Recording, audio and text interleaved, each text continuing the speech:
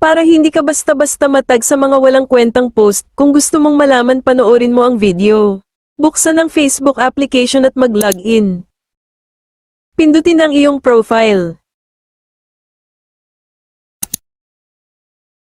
At pindutin ang tatlong dot na sa gilid. Dito piliin ang review post and tags at pindutin ito.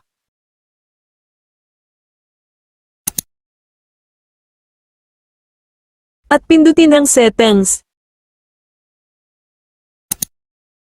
E-turn on ang review poster tagged in, at ang anyone, dapat nakakulay blue ang dalawa, para kung may mag-tag sa iyo i-review mo muna ang post nila kung gusto mong ma-post sa wall mo. Kung nakatulong sa iyo ang video na ito, huwag kalimutan mag-follow at i-share ang video. Maraming salamat po.